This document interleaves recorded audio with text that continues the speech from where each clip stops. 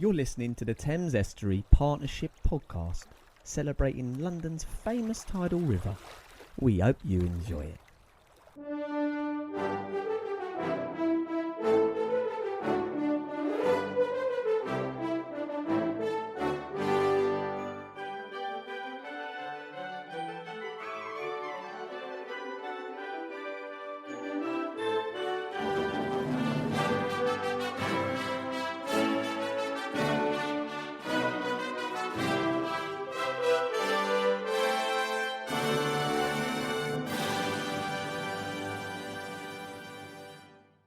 Glad tidings! My name is Eve Sanders and welcome to the Christmas special episode of Talk of the Thames.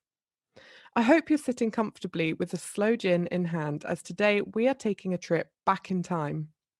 We are going to be exploring the Thames past and how the river would have looked during Dickensian times. We will then be carried to the present to look at the return of species into the Thames and the river's impressive road to recovery.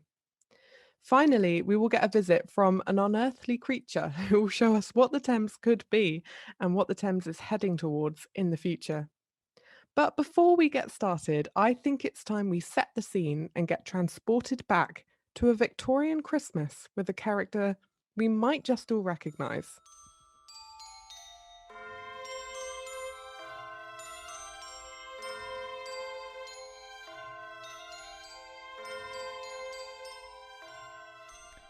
Once upon a time, in all the good days of the year, on Christmas Eve, old Scrooge sat busy in his counting house. It was cold, bleak, biting weather, foggy withal, and he could hear the people in the court outside go wheezing up and down, beating their hands upon their breasts and stamping their feet upon the pavement stones to warm 'em. The city clocks had only just gone 3, but it was quite dark already.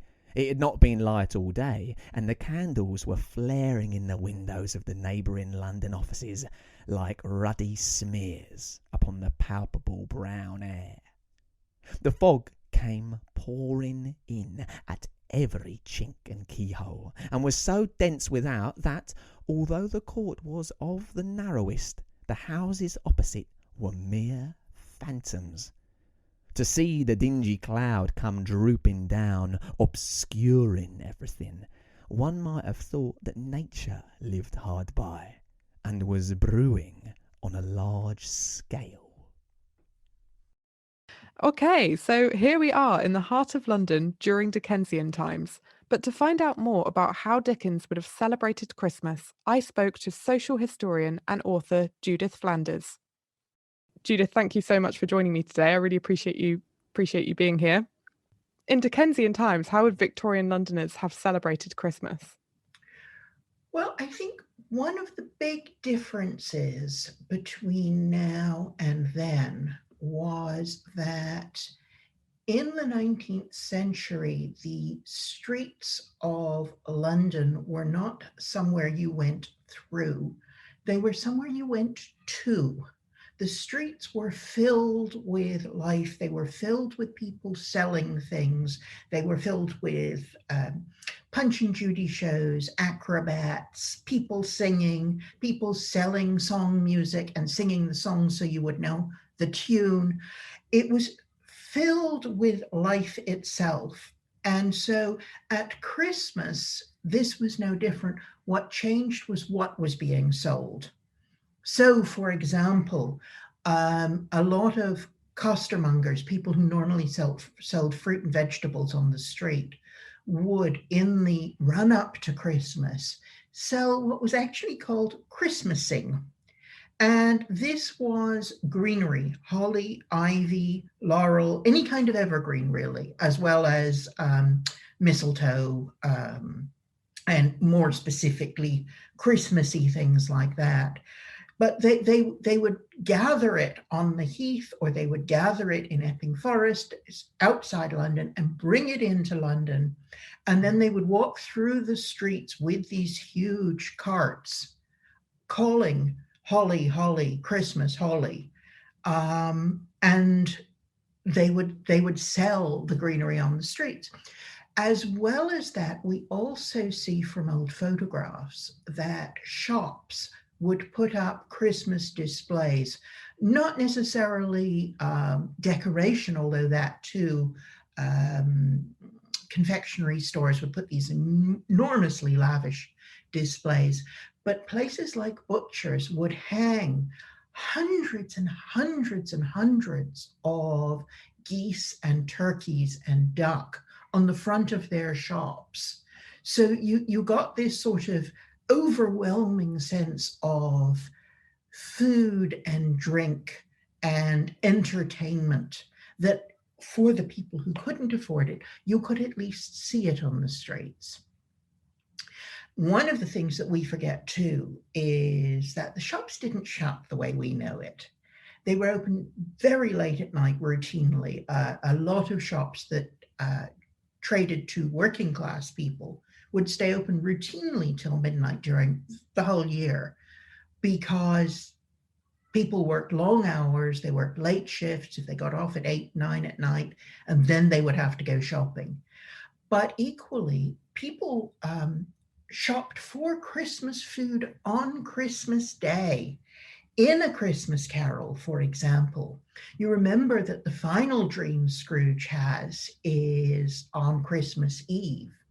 And on Christmas morning, he awakes reformed. He throws up the window and he shouts to a little boy going past to go down to the poulterer's, the shop where you buy the Christmas fowl, in the next street to find out if they've sold the prize turkey that was hanging up there. So he is expecting on Christmas morning that the shops are open.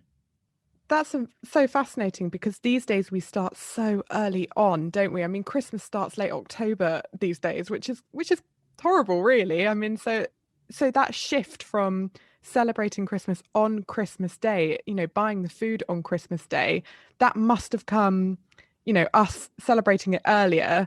When would that roughly have started? Sort of in the last 50 years? Well, part of it, of course, with food in particular, is a change in technology. It's about refrigeration. We can buy it earlier because we can stick it in a freezer or a fridge, which the Victorians could not. We like to believe that today is a nasty, vulgar commercial age, and it was all much better in the 19th century. But in actual fact, I have found as early as the 1780s, Christmas gifts being advertised in October. So we're no better or worse. We like to believe we are, but we're really not. The gift giving in the 19th century was spread out a little bit more. Plenty of people still gave New Year's gifts rather than Christmas gifts. So the period went on longer. But certainly Christmas annuals, Christmas books and publications, of which, of course, A Christmas Carol was absolutely in the tradition that had started long before. This was something that was advertised in October and November. That's fascinating. I never knew that. I mean, amazing stuff. So the Christmas would have been sort of very traditional, very green by the sounds of it. Lots of food, lots of feasting and storytelling. I mean, it sounds rather lovely, but how did some of these traditions originally come about? Well, again, nostalgia pushes us to believe that other people's Christmas and other times have always been better. Ours is filled with commerce and families squabbling and children breaking their toys all around you. But of course, this has always gone on. Well, maybe not the toys. The earliest the church established Christmas Day as the Nativity of Christ in the 4th century. And within 30 years of that establishment, of the first officially sanctioned Christmas, we already know that an archbishop castigated his flock for not being devout enough and instead spending the holiday season in feasting and dancing. So already 30 years after the first Christmas, it was the hell with religion, let's just have a party.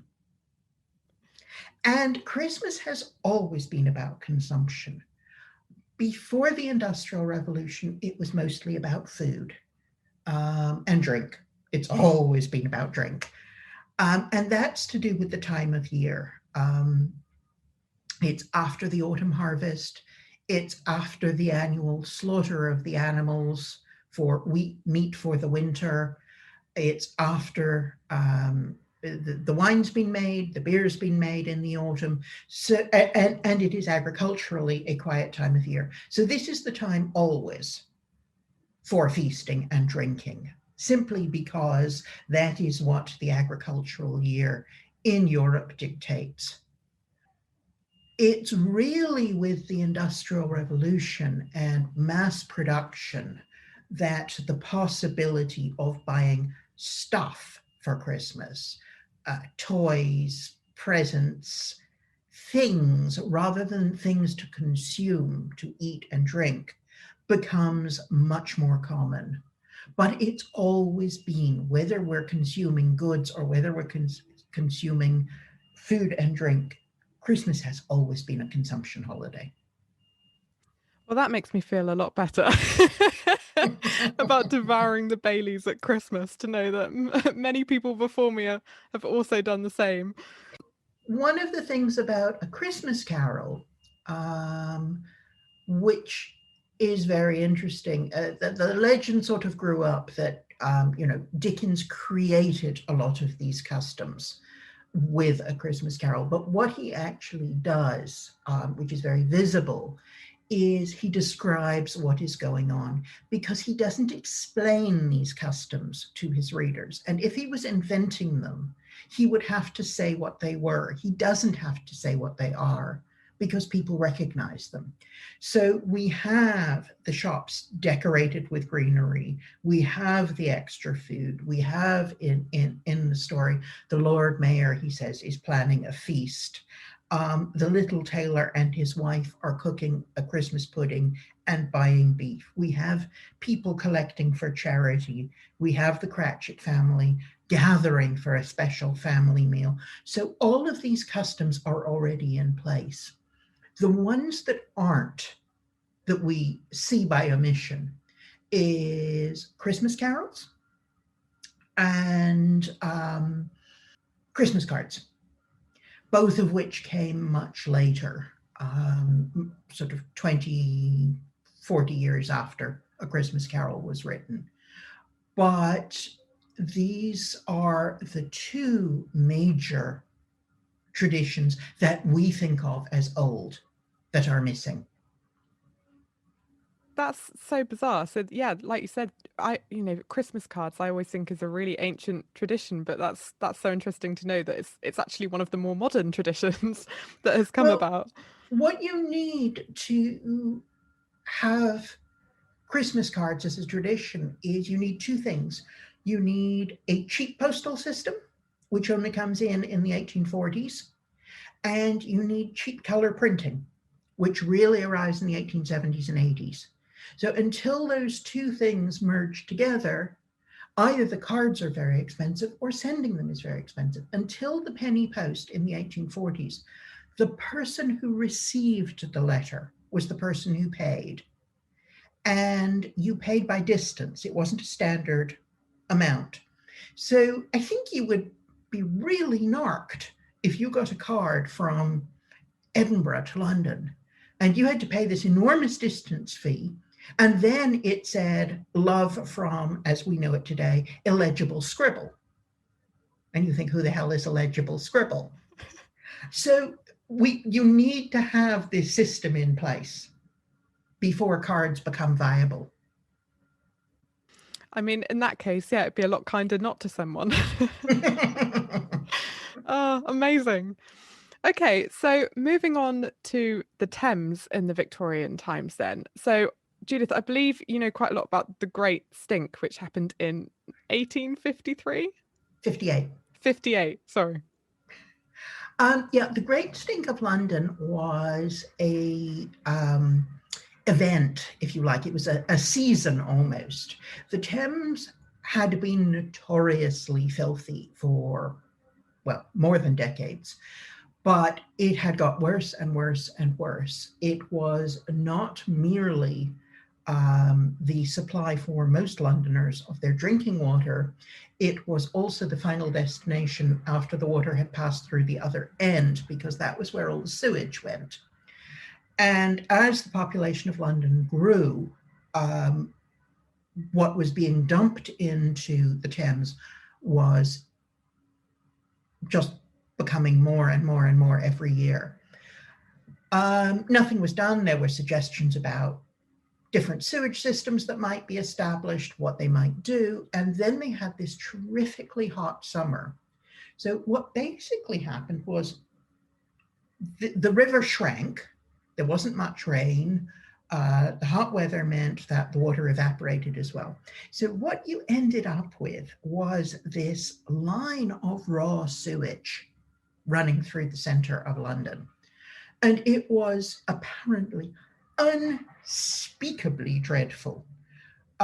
Finally, the government was spurred into action because Parliament, which is of course on the river, was so disgusting that it was actually impossible for the government to sit. They had sheets dipped in chloride of lime, which they hung over the windows, but even that wasn't enough. And so finally, because it was intolerable, the government just finally authorized Basil Jet's sewage system, which started to be built and indeed was built terribly quickly.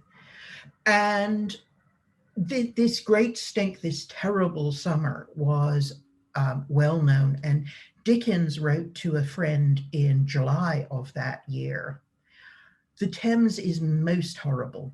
I have to cross Waterloo or London Bridge to get to the railroad when I come down here," his house in Kent.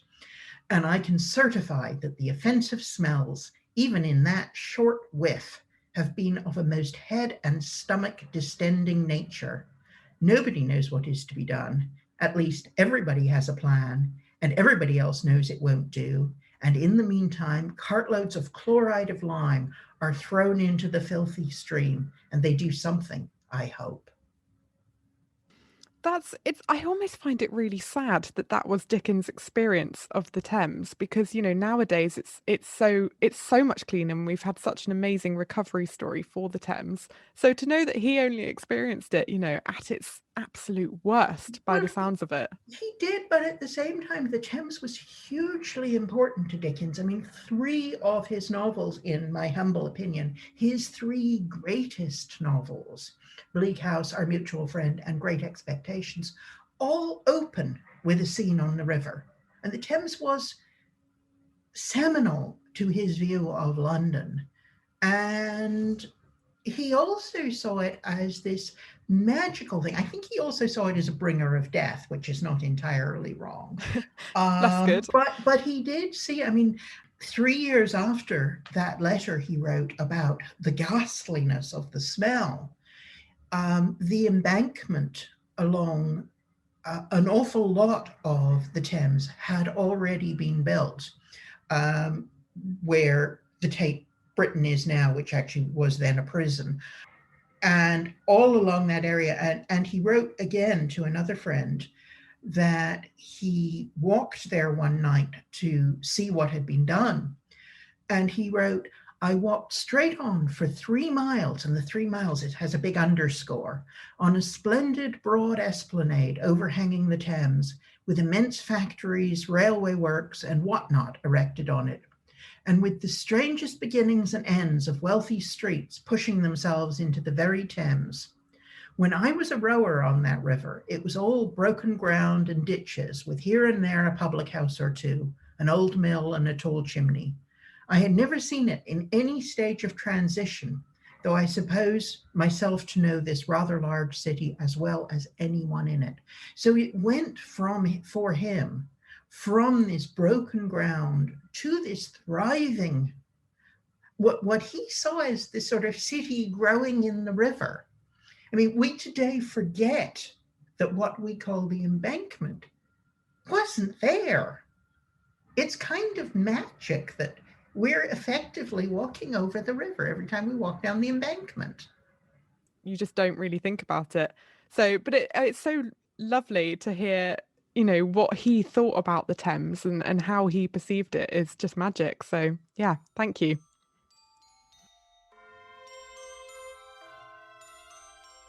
Now, for those that enjoyed listening to Judith as much as I did, she has released a number of brilliant books, including Christmas, A History and A Place for Everything, which was released earlier this year. We've already touched on some of the Thames history, but to delve deeper into its past and then forward to its present and future, I'm joined by Thames conservation scientist Joe Pecorelli from the Zoological Society of London and Chris Ware, a maritime historian based at the University of Greenwich.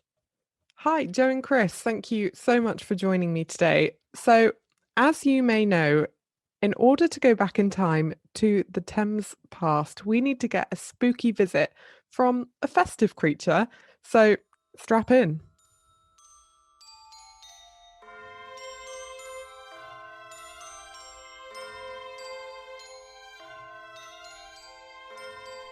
The chain Marley pulled was long and made of cash boxes, keys, padlocks and purses. His body was transparent so that Scrooge could see the 2 buttons on his coat behind. "What do you want with me?" said Scrooge. "Who are you?" "In life I was your partner, Jacob Marley." "I am here tonight to warn you," pursued the ghost. "You will be haunted by 3 spirits." "Well, I think I'd rather not," said Scrooge. The spectre floated out upon the bleak, dark night. "Expect the first tomorrow," said the ghost, "when the bell tolls 1. Well, the next night the hour bell sounded with a deep, dull, hollow, melancholy 1. Light flashed up in the room upon the instant, and the curtains of his bed were drawn aside, I tell you, by a hand. Then Scrooge found himself face to face with the unearthly visitor. It was a strange figure, like a child or an old man. Its white hair hung about its neck and down its back, and yet the face had not a wrinkle in it. Its legs and feet were bare. It wore a white tunic with a shining belt and held a branch of fresh green holly in its hand. But the strangest thing about it was that from the crown of its head there sprung a bright, clear jet of light, by which all of this was visible, and which was doubtless the occasion of its using, in its duller moments, a great extinguisher for a cap, which it now held under its arm. "Are you the spirit, sir, whose coming was foretold to me?" asked Scrooge. "I am." The voice was soft and gentle, singularly low, as if instead of being so close beside him, it were at a great distance. "Who and what are you?" Scrooge demanded. "I am the ghost of Christmas past." "Long past?" inquired Scrooge. "No, your past. Come with me."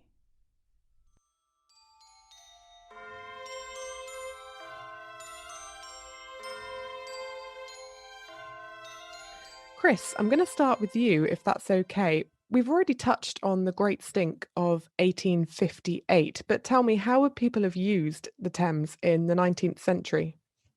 It's very difficult in the 21st century, unless you get one of the ferries and clippers, to imagine how vibrant the Thames was in terms of just the sheer amount of traffic. Boatmen, they were less as the more bridges were built, but you would go from one side of the Thames to the other. You could cross over, or you could go down to the various steps, which once the embankment was built, suddenly you find them inland by about 150 meters, but they would be a gateway. London was, until the early 20th century, the major port of this country. So you have huge amounts of international trade coming in, but you also have local trade. There are some wonderful pictures painted by various artists of hay barges coming up the Thames, because you've got so much livestock. If you walk along, if you look at the low tide, you can sometimes see the animal boats, and certainly the further up the Thames you get. So you'd have cattle being moved up and down the Thames or being driven in and then being slaughtered, etc. So it is literally an artery. So you're using it, and as the Thames goes on, but it's also being used as a dumping ground. As I said, if you have waste product from whether it's tanneries, breweries, slaughterhouses, if in doubt, put it in the Thames because it will get washed away. A la the Great Stink with sewage, which unfortunately doesn't go away quite the way it was. But in terms of its use, it is an amazing sort of artery which takes people out. It can take you around the world. You can start from London and end up in any part of the British Empire in the 19th century, and you can bring produce back there, or you can do very local stuff. Again, there on the lower Thames, you've got fisheries. So, people tend to not think of the Thames as somewhere where you have a sort of vibrant fishery, but there was a fishing fleet that operated out of there. So, but you also, as the century goes on, and certainly by the 1870s and 80s, when you get the change in technology, you will get paddle vessels taking you down so that people go on day trips down to Margate or other Ramsgate, and they will stop there and then they'll come back at night. So this idea of day trip, so it's a place of business, it's increasingly a place of pleasure, and it's a place of work. So it was a lifeline then. People needed the river, and therefore I guess that's why people colonize around rivers mostly. Yeah, this is why the Romans built, I think because it's a ford, because of the geography of the upper Thames at that time. But you could also get, as the London grew, you could get fairly large sailing vessels up there, even though it takes a while to work up from the estuary before it's embanked and all those other things. Not necessarily my area of expertise, but you can get very large sailing vessels, relatively large, up there. So you can use it as an entree port. So it becomes vital. And by the 19th century, it is absolutely. And the docks are going further and further out of the centre. The old medieval docks, which had been the customs docks, are no longer. So you get down at Surrey docks and right down to outside of the 19th century King George docks, which are in the 20th century. So you've got developments right the way through, and they're moving further and further and further down. But just so you can get more and more shipping in and larger times, and also non-tidal, so you have locks on the docks. But also at the same time as you've got this major, you've got the very intimate people still wanting to go from one side to the other. So whether you go over it on a bridge, on it, which would be in the historical way, and then laterally under it. Brunel et al. Decide that they can drive tunnels so you can get foot tunnels, and then laterally larger tunnels to drive all sorts of mechanized transport, pre-motorized, on and over it, but over it in a bridge. So it is a very vibrant place, and that's indicated. So if you look at photographs, or you should just look at gazetteers of the trades around it: map makers, instrument makers, chart makers, ship repairing, ship building. Before Lloyd's became international, if you wanted the highest classification, it was London built. Brunel built ships there on the London, precisely because London has engine builders as well, boiler makers. They have all the necessary ingredients. Chris, on the subject of sort of transport, tell me about some of the famous ships that have sailed the Thames. You've got the big ocean liners can't get up there, but you've got, our friend Cutty Sark is now sitting up there. Paddle steamers. We've still got one that comes up now, the Waverley, which is the last working one. You get the Royal Yachts working up there. The Victorian Albert would come up, and then of course the Britannia before she was retired. In terms of other ships, you get quite major warships coming up there. Now we've got HMS Belfast, which is probably about as large as you can get up above Tower Bridge. So yeah, it's that sort of things. But in terms of most of them, if I say they're famous, they're just famous because they work for the big shipping companies, the ones that are in trade, which is not a derogatory term. They are the lifeblood, and that's why you have the docks and then the infrastructure and hopefully the railways to take the stuff away. So yeah, lots of famous ships, but most of them, are commercial ships rather than. The one thing about the Thames is because it is relatively narrow and meandering, it's not so good for the really big ocean liners, which will come in the late 90s. They will go to Liverpool, they will go to Southampton, because although Southampton water, it's wider and deeper. So geography and geology plays its part. Chris talked about, you just mentioned Brunel. Yeah. And the boat that springs to my mind, although I can't remember the name of it, was the one that they couldn't launch. It was so big. The Great Eastern. Well, the Great Eastern was one of the first big passenger lines. She was about 10,000 tons, but she was built broadside on. Normally, if you think of ships being launched in this country, you have this majestic picture of a ship sliding down the ways, stern first into the river. But because of the size of the river, you couldn't do that because she was too long. She would have just come off the ways and careered into the opposite side and run aground. So he tried to build her. She'd be built a broadside on, so along the length of the Thames rather than stern out. And they couldn't get her off the way, so they were trying to use pneumatic rams to push her off, and which they eventually do. But she was one of these ones where he had a brilliant conception, but he was probably about 20 years too early, because she had paddle wheels and a screw propeller, but she was underpowered. So he got her out in the river, but she never really made her fortune. I mean, that's what he wanted, was this transatlantic. He'd made the Great Western, which was a combined paddle, which ran out of Bristol and Liverpool. So he wanted a vessel that was bigger and more and could take more passengers, but the engines weren't quite up to it. It was on that cusp. He was one of those ones who was always pushing engineering to the max. And so she was what she was famous for, not the first one, but she actually becomes a cable layer. So she actually lays some of the most successful transatlantic Atlantic telegraph cables, which is not what she was designed for. He wanted this grand thing like the SS Great Britain, which is his other great sort of masterpiece. He wanted something like that, but she was underpowered. He couldn't quite get it to work. She wasn't commercially successful. I think she ends up as a floating sort of billboard, literally up and down the coast off Liverpool and Morecambe and places like that. So, which is a bit sad and sorry end. But she is, she shows what London could do in the 1850s. That's amazing. I'd not heard of that. So yeah, brilliant. And also quite sad, like you said, that she couldn't be used for what she was designed and built for. You mentioned is it the Princess Alice? Yes. Tell Princess me about Alice. that. Well, that's one of the great sort of disasters in the 1870s. The growth of this, the idea that people had free time and you could actually go and spend leisure, and you could get on the train, go down the river and go down to Southend, and you've got Southend Pier, which goes right out which was originally designed so that people could come down the river, spend the day cruising down the river, go out of the mouth, or just go down to jump off the ship, not literally but metaphorically, spend a few hours literally on the end of the pier, and then come back again.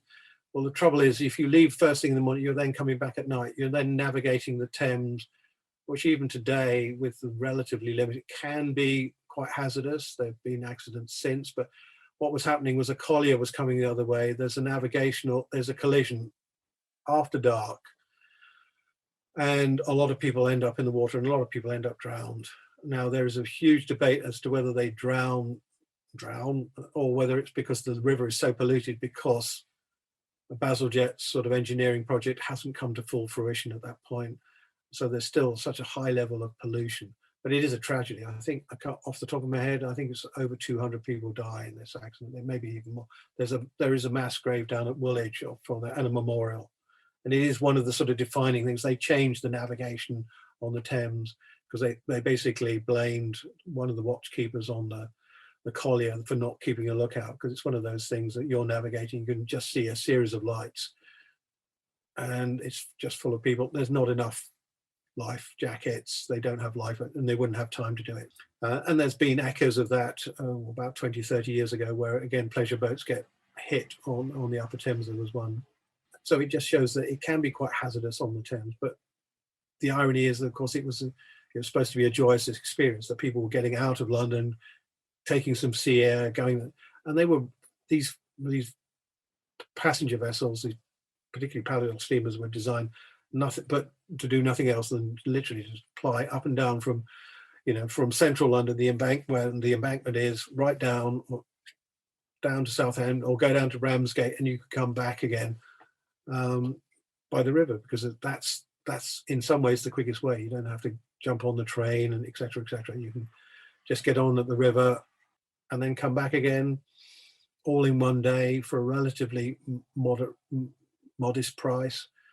The only problem is, that it's still a vessel underway. It's still on a waterway which is incredibly busy, where the colliers, London is coal-fired. London has been coal-fired since the 70s. So you've got colliers coming in, and as soon as you get gasworks and power stations, they want to eat even more coal, And so you've got all these commercial vessels coming up, and they're just chugging along, and they're minding their business, but not necessarily, in this case, keeping a good lookout. That's really tragic, really horrendous. And what was the date on that? On the date that Princess Alice sank? I think it's 1879, but I'd need to double check that. But it's certainly the 1870s. Yeah. Okay, well, I think we should Christmas it up a bit and turn to a nicer topic than people drowning. So let's go to talking about the frost fares. So the Thames used to freeze over. Chris, what was a frost fair? What was going on? Depending on which date you're looking at, there are records of frost fairs, certainly as far as I can see, back to, certainly Henry VIII is supposed to have gone on to them, but the frost fairs are sort of mentioned from about the beginning of the 17th century, which according to a lot of historians is where the whole of Europe, or part of Northern Europe, are in the sort of mini ice age. So they're much harder winters, and the Thames freezes over because it's a much broader river. You haven't embanked it, so it's not, but I think it's a mixture. It's not one thing or the other. And what it is that people will then go out on it. It's that, look, there's a bit of ice, let's go and slide on it. So, but instead of just doing this, what they will do is en masse, certainly in the major frost fairs in the 17th, and then in the 18th century, and then I think the last one is the very early 19th century, you will get people going out onto they'll go out, they'll skate on it. And skating in the 17th century is a new thing. The Dutch have been doing it seems forever, but it's a very novel thing. You get, I think Samuel Pepys talks about watching not on the Thames, but the Duke of York skating on the canal in what is now St James's Park. So, it's a very novel thing. And then some enterprising souls say, well, if you can go out and slide on it and you want to have some fun, you might want something to eat, or better still, something to drink, or both. So people will start setting up stalls. So if you look at some of the engravings, it's brilliant. Everybody is out there trying to make things, including sort of, you can have your name. They sent printed presses out onto the edge of the river and say, with a little, you can have a little printed card saying, or the frost fair or such, and you have your name printed on it. So it's a sort of, it is literally London coming out to play on the river, because the river is frozen absolutely solid. And I think certainly in, I think 1683, 4, it was a very heavy, and actually the river was frozen for nearly 2 months. So the frost fair lasted a long time, and they had everything there, from the sort of what we would find as totally distasteful thing about bear baiting, to people just wanting to roast half an oxen, which was an interesting trick to do on ice, and booths and people. And even the boatmen would actually still charge people to take them out onto the ice, because they couldn't row across the river, but they would actually use different means. So they were still trying to keep their living going. So yeah. Well, that sounds like a right laugh. I wouldn't mind going along to one of them.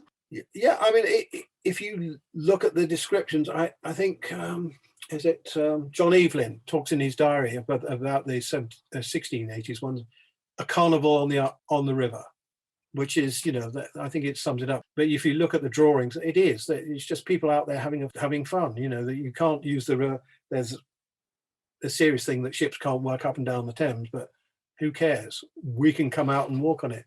People are running coaches from I think from London, almost down as far as what we would now consider the monument, which of course there wasn't there. So you're running coaches a couple of miles down the Thames. Now, how much of that is apocryphal and how much? But the fares were certainly there. The booths were certainly out there. People were crossing backwards and forwards. It seems to be pretty solid, and I don't know where this figure comes from, so I use it with caution, and it is in old money. But they said at certain points it was nearly a foot thick. So you're talking of 12, it's about a third of a metre, which is pretty substantial ice. And that's up round London Bridge and along that stretch of the river. That's amazing. Yeah. Yeah. I read somewhere that, you spoke of bones being found on the foreshore, and I read, I think it was on the London Docklands website, that they used to strap animal bones to their shoes and use them as ice skates. Yeah, so it would make absolute sense. And because of the amount of animals that are in there and the slaughterhouses, you would have access to those bones. Yeah, it would make perfect sense. And I think, I suspect somewhere in the collection of the Museum of London, you've got those sorts of things. But yeah, they were just basically having a good time. And there was two parts to that. There were people who wanted to go out there, and there were people who thinking, here's an opportunity. How can I make some money out of that? Which is the sort of enterprising thing, right? As I said, right down to the boatman thinking, well, I can't row you across because it's frozen, but there are different ways I can transport you with a sled, or so they turn their hands in different ways. Interesting. Okay, thank you very much for that. Joe, how was the ecology of the river in the 19th century? It's such a good question, because the 19th century was an amazing pivotal century, really. Because if you start at the start of that century, there were incoming salmon coming up through the middle of town, all the way up, spawning in the tributaries. There were shoals of smelt. There were sturgeon, perhaps at a push, probably. Sea lamprey, fish that are now gone. And what we see over the 19th century is the decline through all the things that Chris was talking about earlier, the pollution of the river. So one of the big shifts is in the early 19th century, the invention of the water closet and the making cesspits illegal. So essentially all the waste that was formerly collected in London ended up going into the river. That, combined with massive population growth in that century, really that spelt doom for the river. It really did. I'm not exaggerating. And we see that. We did this really exciting project a few years ago, looking at the fishermen that lived in London. So it's really weird to think now that actually the Thames right here, Wandsworth, Putney, those were places that we were catching fish to feed Londoners. So this is prior to refrigerated lorries coming in bringing marine fish. We were eating smelt. They were being caught in huge number. One of the researchers that worked with us on that project found a record, the census of the time from the 1840s, that there were 400 fishermen. I'm actually just going to read this off my screen here. Sorry, I'm cheating a bit. 400 fishermen, each having a boat and a buoy, fishing above and below London Bridge from Richmond to Deptford. And that's 1801, so the start of the year. And in the 1840s, there were 54 heads of households in Wandsworth, 10 of whom were fishermen. So it's really weird to think about, these were communities that were lining the river and they were fishing it. Just like now we have seaside communities who are going off, setting their boats off and fishing. They were generally fishing what's called peter boats. So these are small wooden crafts with a live well in the middle, so they'd catch and put the fish directly into essentially the river wall in a container in the middle of the boat. And actually that was what caused such problems, because as you get more pollution through the 19th century, so again, Chris mentioned like the gasworks and things that lined the river, they were spewing out horrendous, horrible cyanide and all sorts of horrendous things. And of course that combined with the sewage meant that the fishermen were losing their catches. So what happened over the century was that they followed the fish out of town. So they disappeared from upstream. All the families started moving out towards the sea.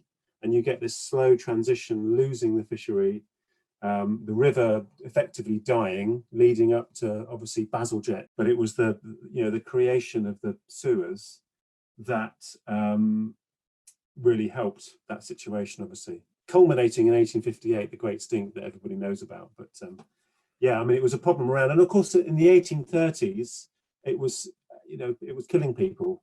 Cholera was rife in the city, and that's because they were drinking the polluted water. And this is so un-Christmassy, talking about thousands of people dying from cholera. Anyway, let's spirit. Yeah. No, it's all really interesting stuff. Well, that's the thing, the transition. Yeah, so started off okay, and then a rapid decline to awful, and then Bazalgette's sewers really completed towards the end of the 19th century. But actually, the problem was, and this links to the Princess Alice, that actually Bazalgette just put in two outfalls, one on the north, one on the south of the river, so that the problem was displaced. He moved the problem downstream, really, and there was minimal treatments. And it wasn't really until the middle of the 20th century, with the expansion of Crossness and Beckton sewage treatment works, that really the problem started to, the water quality started to really improve. And that's when we see now the improvements in the ecology and the return of those fish that I mentioned, like the smelt, things like that. Yeah, no, I mean, it's amazing that they sort of disappeared and have come back again. But we're going to save that for Christmas present, naturally. Yeah, sorry. So I mean, you've touched on some of the amazing species that were in the Thames prior to the huge amount of pollution. But tell me some more about what the most common sorts of wildlife. What wildlife was so regularly seen in the Thames? Well, I mean, the Thames is internationally famous for its birds life, and that I don't think that's probably changed overwhelmingly, to be honest with you. I mean, the marshes that line the North Kent and Essex. In fact, actually, it's really nice to think about. You're basing this around a Dickens, very celebrated Dickens story, and of course, he, in Great Expectations, that starts in the North Kent marshes. And if you read that passage, actually, it's really evocative. And if you go to the North Kent marshes now, apart from the odd power station on the horizon, it's actually not that different. It's really amazing. The river's been encroached and habitat's been lost for birds, but underwater, that's where we've really seen the changes. So, and really, I think it's hard for us to imagine just the abundance of life prior to the declines of the 19th century.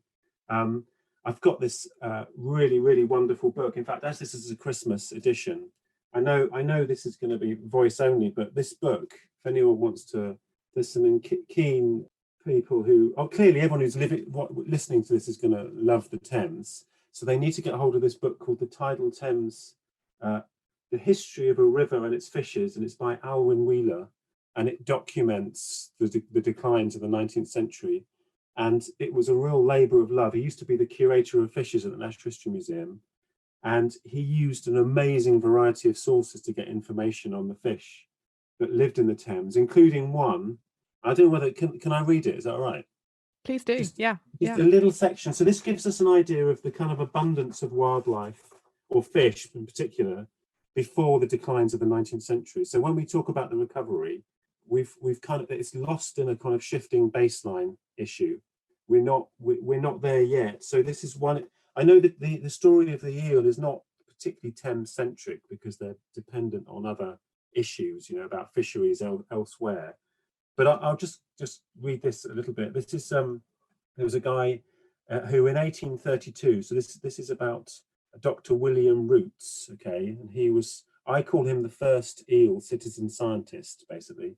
So it says in 1832, Dr. William Roots of Kingston kept special records, on the eel fair. So that's the name for the migration, the upstream migration of eel in the Thames. A few elvers had appeared in Twickenham early in April, but the main run did not start until the afternoon of the 30th of April. For 3 days and nights, they passed Kingston Bridge in considerable numbers. During one of the quieter periods, Dr. Roots stretched a thread of line across the margin of the river and counted the elvers crossing it, 600 a minute, but an hour afterwards there were 3 times this many. Another estimate elsewhere on the river was of 1,600 a minute passing a fixed object. These estimates were made in daytime, but the main migration takes place at night, so they are almost certainly minimum numbers. Even if the average over 24 hours is taken at 1,000 a minute, the total runs into nearly 1.5 million per day passing a fixed point on the banks of the Thames. I just think that's kind of that is so exciting, and that wasn't just eels. That was, elvers. Smelt rather. There's records of 50,000 fish being landed in a single day in the 1820s, 1830s. So a kind of a Thames so alive that we can't really picture it. We go out and cast sun. You spent many times fishing the river, haven't you, Eve? Yeah, I have. we can only dream of that kind of abundance, can't we? It would be incredible. It really would be incredible. But hopefully one day, the recovery story is strong. So if Christmas that continues, future. Christmas future, there we go. Exactly. Yeah. Okay, well, we can spend too long in the past, so let's shoot forward and join our friends in the present. But before we do, I'm afraid it's time for another visitor.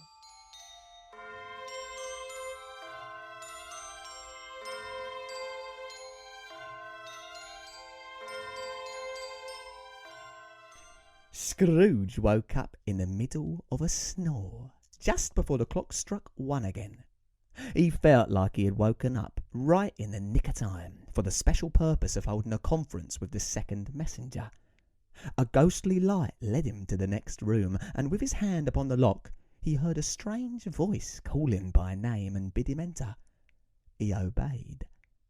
It was his own room, there was no doubt about that, but it had undergone a surprising transformation. It was decorated with sprigs of holly, mistletoe and ivy, and a roasting fire that blazed brightly up the chimney. Heaped on the floor to form a kind of throne were turkeys, geese, game, poultry, brawn, great joints of meat, long wreaths of sausages, mince pies, plum puddings, red-hot chestnuts, cherry-cheeked apples, juicy oranges, and luscious pears. In easy state upon this couch there sat a jolly giant, glorious to see. It was clothed in one simple green robe, bordered with white fur. On its head it wore a holly wreath, set here and there with shining icicles. Its dark brown curls were long and free as its kind voice, its sparkling eye, its open hand, its joyful air. Oh, come in, and know me better, man. I am the ghost of Christmas present. Spirit, said Scrooge submissively, conduct me where you will. I went forth last night through force and learnt a lesson which is working now. So tonight, if you have anything to teach me, let me profit by it. So here we are at Christmas present, and it's time to find out what the Thames looks like in the here and now. So, Joe, with Basil Jet Sewer being built, what are some of the main species that have now returned into the river? Yeah, we have touched on it, but it's important that, Basil Jet Sewers were finished at the end of the 19th, and there was another, the river was almost dead again in the 1950s. So 1858, Great Stink, another period of almost biologically dead in the 1950s. And so the recovery that we're talking about is really from about the 1970s. And it's all those fish that I mentioned that were there at the beginning of the 19th century. So they've effectively taken, 180 years out almost. There was an improvement after Basil Jet built his 80 miles or so of sewers, but not the recovery that we've seen since the 1970s. And really the smelts, the work around marine conservation zones that's been happening since the 2009 Act to protect the marine environment. The species that was focused on for the Thames was this smelt, because it lives within estuaries, it's dependent on the estuary, and it's a salmonid, it needs nice clean water. So to see those coming back, and the numbers started coming back in the late 1970s, has been a real testament to the improvement in the river. And what an amazing story, given how, Chris described how important it is for transport and industry.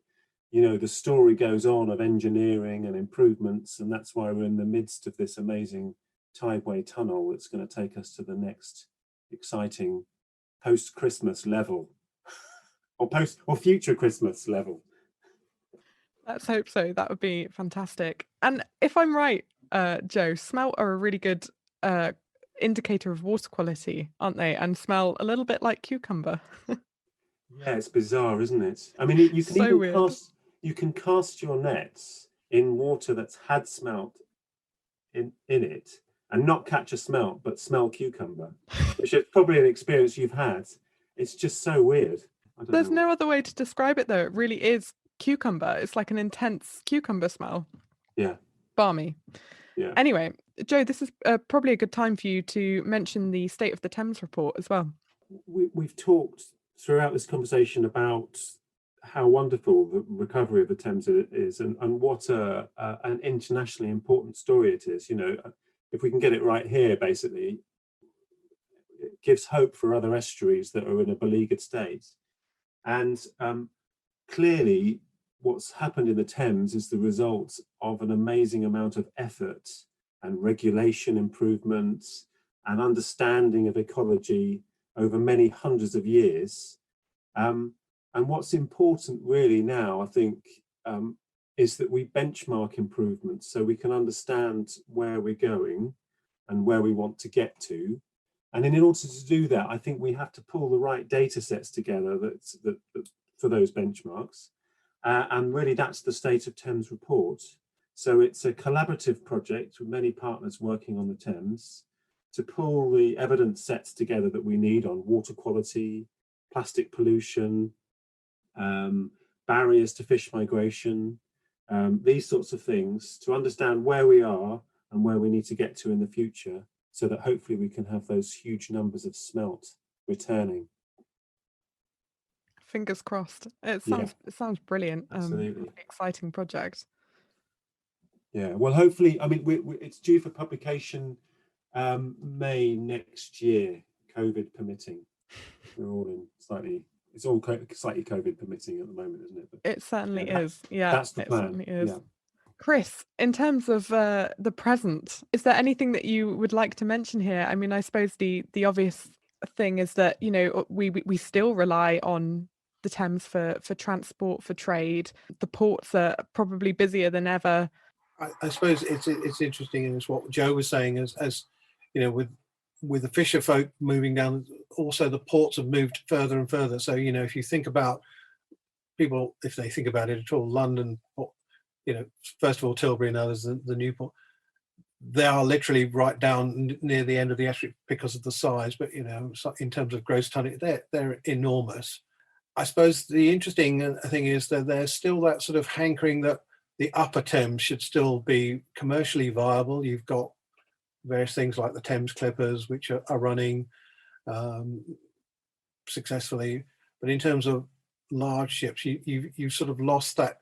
Some people, even though Canary Wharf, the docks have been virtually either gentrified, I use that word carefully, or built over or filled in, or Canary Wharf has been turned into a different kind of.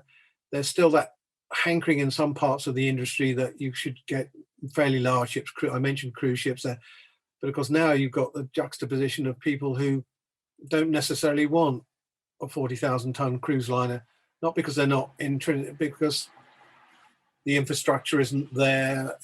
They don't want them running their engines because, of course, they're although I know the International Maritime Organization has just passed various things to say, well, we should clean up. Fuel oil for ships is one of the dirtiest. It's one of the lowest grade fuel oil. It's basically has to be preheated to actually be usable. So that's how bad it's almost like bitumen. So you don't necessarily want to be in a expensive riverside flat having one of those coming alongside and running its engines. So there's a tension between the new and the old. So yes, the river is still very important, and people want to use it. I suppose what the debate, and it is developing, is what's the balance between the new and the old. The docks, even when I started working in London, which was a while ago, had basically gone. They were shut down, but I was privileged, and I use that word carefully, to work with people when I was at the Maritime who'd worked in there. So they'd been in the shipyards and things like that, but they hadn't been long out of that. But, you know, by the 1970s and the early 80s, that was it. But now in the 2000s, what do you replace it? You know, commercially, things go on the back of trucks. They don't go on the railway. So Tilbury and the other new ports have got good road links, so they want to be further down. Passenger ships, yes, but can you, now you've got people who are actually using, as with Cardiff and other places, which used to be, they've become more for people to use it almost like a background. It's almost like it is a riverscape in the literal sense. They want it as a picturesque rather than a working. And yes, they may want something interesting going past, but they don't want, as I say, a large cruise liner with 3,000 people, but because of all the pollution and all the other things. So there's a tension between that picturesque and the reality of, if you want picturesque and large working ships, they have different needs. So I think that's the thing. So it's great. And just stepping back, my father-in-law worked at Tate & Lars for 40 years loading sugar, and he said when he started, which is in the 1950s, if you fell in the river, apart from the joke of you'd probably break your neck rather than drown, the thing they automatically did was pump your stomach because it was so bad. Really? They Wow. literally, if you fell in the river, well, two things. You'd usually get swept because they're quite far down, you know, they're down the river. The river runs very fast because of the change in the structure. But B, they always, if they did fish you out, which they usually did, they would pump your stomach straight away, because we are talking, you know, mid-50s there, which ties in what Joe was saying with that sort of thing. So those who worked on the river as a living knew how bad, well, they obviously did, but you know, they just took precautions. That's really interesting stuff. Now it's time to take a look at the reality of the Thames in the future. It's not just Scrooge who fears the message of the future the most. With climate change now more prominent than in Dickensian times, the future of the Thames, just like many other natural habitats around the world, is uncertain. So let's find out what the different scenarios could be. Cue the scary ghost.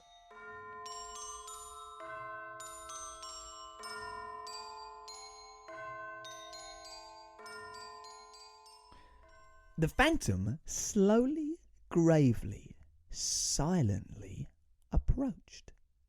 When it came, Scrooge bent down upon his knee, for the very air through which this spirit moved seemed to scatter gloom and mystery. It was shrouded in a deep black garment which hid its head, its face, its form, and left nothing of it visible, save one outstretched hand. It was difficult to distinguish it from the black night and separate it from the darkness by which it was surrounded. "Are you the ghost of Christmas yet to come?" asked Scrooge. "I fear you more than any other spirit." The spirit did not say a word, and Scrooge's legs trembled beneath him.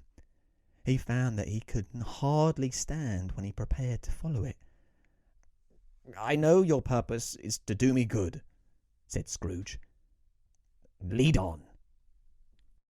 Okay, so for the Thames future, I thought it would be quite nice to give two scenarios. The scenario, if things continue as they are, kind of worst case scenario, I suppose, with climate change affecting the Thames, how is that going to result? You know, what's that going to result in? And also the positive scenario where, you know, if policy changes and people are becoming increasingly aware of the environment, then what could the Thames look like? So, Joe, this is probably for you. If we continue along the path we're on, how will the Thames be affected? From an ecological perspective, I mean, it's really a problem for the people. It's not necessarily a problem for the Thames having more water. I mean, clearly, you know, the average mean temperatures will be warmer within the river. So some species, the colder water species, the salmonids, like smelt that we just talked about, may well lose out. So they're already in there more, the sort of upper limit of their thermal tolerance, living in warmer water than they would normally. They're a cold water species. And then we might get warmer water species moving in. So bass, for instance, might become more numerous, bream. But yeah, like I say, really, I mean, if we continue on this current trajectory of warming and climate chaos, then it's really a problem for the surrounding population. It's a huge problem, flooding probably being obviously the most critical one. Yeah, of course. I mean, I spoke to Laura Littleton in a previous podcast about the ways in which they're monitoring the flood defences around London. But it's quite scary. What could happen is quite a frightening thought. But on a more positive note, if policy does change and we can really change people's minds and put the environment first, what could we see? Well, I think it presents an amazing opportunity. There's all a clamour at the moment talking about nature-based solutions, which is, it's jargon for nature does an amazing job and we are dependent on it, which kind of us ecologists, I'm sounding really smug now, but, we knew that, everybody knew that. It's just now we realise that it can really help us in sequestering carbon and protecting us from flood. So if we're clever about this and we step back some of our flood defences, because obviously the river is essentially constrained within these flood defences for good reason. It's protecting important infrastructure and agricultural land and industrial land. But if we're clever about making space for water and doing so sympathetically to the ecology and restoring salt marsh, restoring seagrass, then the Thames could be amazing. It could be just the most wonderful, urban, busy, useful to humans, but also sympathetic to the wildlife that inhabit it. So, and I'm an optimist. So that's what I want to see. That's what we all want to see. It's not that hard to achieve as well. Yeah, exactly. Well, there we go. I mean, I guess, almost in every podcast we've mentioned rewilding, but there's a reason for that. And that's becoming so highlighted as the importance of rewilding our rivers. And the Thames is no exception. Yeah, absolutely. Yeah. I think that does fit in with what I was saying about the picture, that people want something that they can live with and alongside. And actually, the irony is that turning a lot of that industrial into, yes, you've got the flood defense and people, but they actually want the wildlife. They want all those things. So, there is, and I'm hugely optimistic dealing with students. That's what they want. And, that's what, to be honest, their parents want as well. Now, translating from what that means in terms of the bump, in terms of, well, what do you have to trade off? But actually, that makes me very optimistic, because I think there is a, to use a terrible phrase, an undercurrent of people who want that.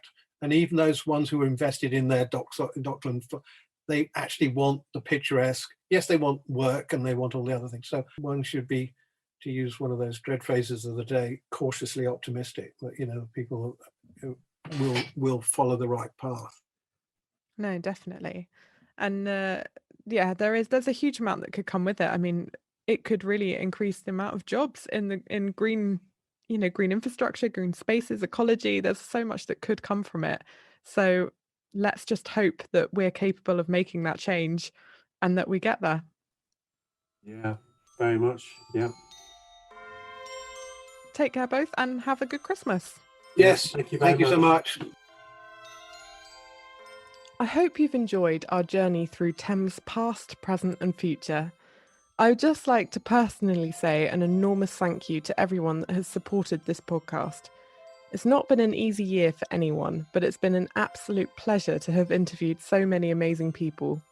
Special thanks to our wonderful storyteller Martin Bassendale, who is reading A Christmas Carol by Charles Dickens with script editing by B.B. Sanders. But before we hear the closing chapter of our Thames Carol, I would just like to say, on behalf of everyone at the Thames Estuary Partnership, we wish you all a very happy holiday season. Until next year, keep safe, bye-bye. Spirit? Scrooge cried. Are these the shadows of things that will be, or can this future be changed? Hear me. I am not the man I was. I will not be the man I must have been so far. Why show me this if I am past all hope? Good Spirit, I will honour Christmas in my heart and try to keep it all the year. I will live in the past, and the present, and the future. The spirits of all three shall be within me. I will not ignore these lessons that they teach. Oh, tell me that I may change my fate. He had no further meetings with spirits, but lived joyfully ever afterwards. It was always said of Scrooge that he knew how to keep Christmas well. And may that be said for us, and all of us. And so, as Tiny Tim would say, God bless us, everyone.